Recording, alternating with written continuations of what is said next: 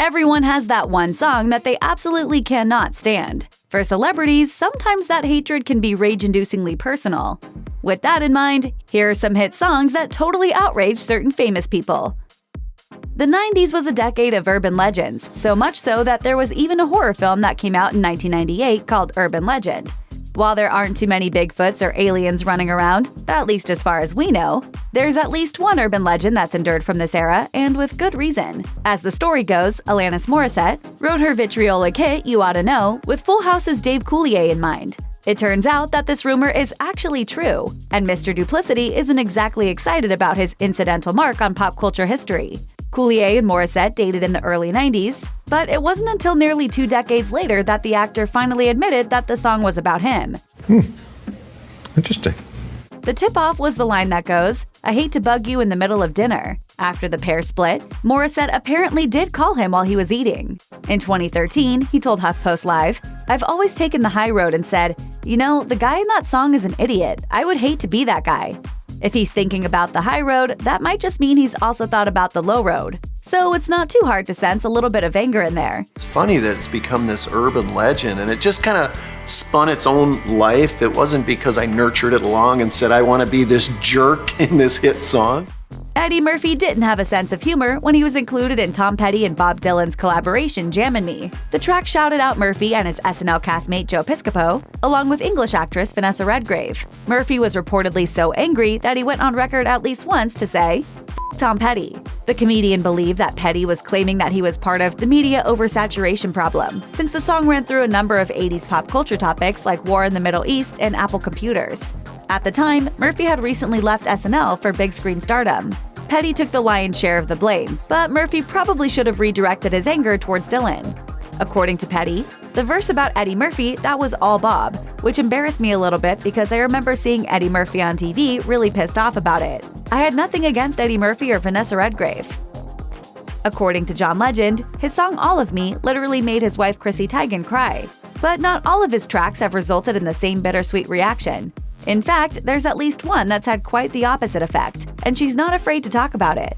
In 2019, the couple sat down to take a lie detector test for Vanity Fair. When Legend asked his wife if Green Light was the only one of his songs that she didn't like, she responded, You know it's not that good of a song. You even said that it's kind of a little radio-ish and not you.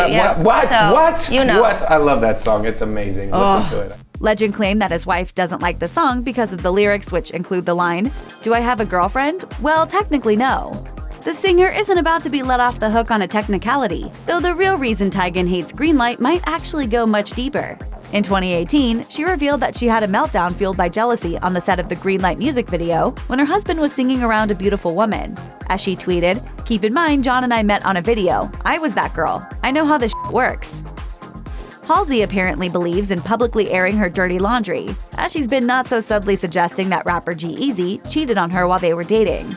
Though she never named names, her 2019 Saturday Night Live performance sent a powerful message. If that wasn't enough, there were even some Instagram comments from the singer in which she claimed that her ex had been abusive. Naturally enough, G-Eazy didn't take all this lying down, as he dissed his former flame in his track I Wanna Rock. And the saga didn't end there. Most people can block their ex's number and never see or hear from them again. But when you break up with a Grammy-nominated superstar, it's not so simple, as you can't block out the entire radio or stop people from playing certain songs in the club. In March 2019, G-Eazy was reportedly caught loudly booing when a DJ at the Playboy Club New York played Halsey's Bad at Love. He then reportedly proceeded to very noticeably kiss his current girlfriend, Victoria's Secret model Yasmin Wijnaldum, on the dance floor. At least he has someone to drown his sorrows with. There's a fine line between love and hate, and Sophie Turner has danced along it with her husband Joe Jonas. In a 2020 interview with Elle, the Game of Thrones actress revealed that she absolutely couldn't stand the music her spouse made with the Jonas Brothers. With a reportedly wicked laugh, she admitted, "My friends and I were not Jonas Brothers fans." Her hatred largely stemmed from the song Year 3000. That track was originally performed by Busted, a British boy band that was basically the English version of the Jonas Brothers. When the Jonases covered the song, it sparked a bit of a rivalry between their fan bases. One thing's for sure, Turner wasn't impressed. As she put it, "The Jonas Brothers covered the song and made it massive, and Busted broke up. We thought it was all the Jonas Brothers' fault, so we hated them. Of course, Turner's hatred didn't last forever. She and her husband met in 2016 after Jonas slid into her DMs while touring the United Kingdom, and they then got engaged on their first anniversary. Madonna is the veritable patron saint of subtle shade, eye patches, and singing about fried fish, so it's not particularly surprising that she let it rip when she was asked about Lady Gaga. Anyone with 2 eyes can see that Mother Monster has been deeply inspired by the Material Girl. Gaga has even admitted that Madonna was a huge inspiration when it came to making her 2011 album Born This Way. Alas, Madonna never asked to be an inspiration. According to Gaga, Madonna gave her blessing in an email for the title track, which bore clear similarities to her own 1989 hit Express Yourself. But Madonna's representative later claimed that she wasn't aware that any such email existed. In reality, it appears that Madonna never gave Gaga her blessing at all, and it seems like she's decidedly not a fan. It feels reductive. Is that good? Look it up. When 2019 rolled around, Selena Gomez hadn't released an album in 4 years, so her fans were ecstatic when she dropped Lose You to Love Me in October of that year. Alas, not everyone was pleased with her comeback single. The gutting breakup track supposedly detailed her on and off relationship with former Flame Justin Bieber, which lasted the better part of a decade. The pair called it quits for good in 2018, and Bieber went on to propose to Hailey Baldwin just 4 months later. Gomez's track wasn't particularly scathing, though it did seemingly call out her ex's new relationship with the lines, "In 2 months you replaced us, like it was easy." That made Hailey Baldwin pretty upset, or at least fans believed that she implied that she was mad through some seemingly passive-aggressive Instagram activity. Baldwin posted the Summer Walker song I'll Kill You to her Instagram story mere months after Gomez premiered her song. I'll Kill You is a rather aggressive track about women who may potentially come between 2 lovers. Enough people picked up on the supposed shade that Baldwin closed her comment section. Gomez later took the high road during an Instagram live session, as she urged her fans to be kind. Be nice. I don't read these things, so be nice. Gavin Rossdale had already cast himself as the villain when he reportedly forgot to unlink the family iPad and proceeded to text his mistress some dirty messages. Then, after his 13-year marriage with Gwen Stefani, he was awarded with some negative headlines and split custody of their 3 children. Stefani walked away with a split of their assets and some potential songwriting material. But that proved to be quite painful for the Bush frontman. In a 2017 interview with The Guardian, Rossdale admitted that he wasn't sure what to feel after hearing Stefani's painful breakup ballad, Used to Love You. He described his emotions by saying, "It could only really be horrible, tragic, or terrible, right? That's the range. It never really moves into joy or satisfaction, does it?"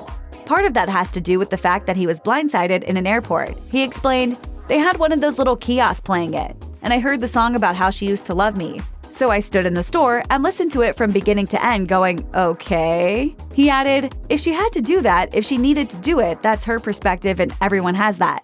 It's just that, look, it's bad enough getting divorced, but getting divorced publicly from her was f***ing next level." Drake seems like the kind of guy who would wear an oversized sweater and gleam wistfully out of a rainy window while pining after his ex. Rihanna, on the other hand, seems like the kind of bad babe who's so busy running a makeup empire that she doesn't have time to keep love on the brain. Nonetheless, Hollywood Life reported that the good girl gone bad was angry about Drake's 2018 album Scorpion, particularly the track Summer Games, which supposedly referenced their relationship. According to a source close to her, her first reaction is sad, disappointed, and hurt over some of the lyrics. She feels Drake must be angry over some of the comments she has made about their relationship. So he is retaliating, which is frustrating to her. She feels both mad and let down at the same time. Could this be the reason that Rihanna told Vogue that year that she no longer had a friendship with the rapper? Whatever went down, by 2020, the two were playfully teasing each other on Instagram. So perhaps time heals all scorpion stings. Elton John and Madonna don't exactly have the warmest relationship. He's famously lobbed insults at her for decades. What would your advice be to Madonna this year? Make sure you lip sync good. He's called her everything from a miserable cow to a fairground stripper. The Hollywood Reporter even found enough shade to assemble a best-of list. Perhaps the worst of it was when he told the Australian show Sunday Night, "Her tour is a disaster, and it couldn't happen to a bigger Needless to say, John doesn't think the Queen of Pop deserves her crown, much less a highly lucrative soundtrack spot in a James Bond film. In a 2012 interview with Sky News, he revealed that he thought her eponymous theme song for 2002's Die Another Day was, quote, "the worst Bond tune ever." As he put it, "It hasn't got a tune. James Bond themes are usually very camp, and this one's different. They should have gone for somebody like Lulu and Shirley Bassey. Or maybe I'm in that league."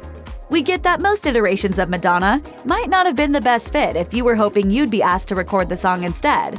But you can't deny that Madam X-era Madonna with her bedazzled eye patch is practically a Bond villain just waiting for her moment to live and let die. Check out one of our newest videos right here. Plus, even more Nicki Swift videos about your favorite stars are coming soon. Subscribe to our YouTube channel and hit the bell so you don't miss a single one.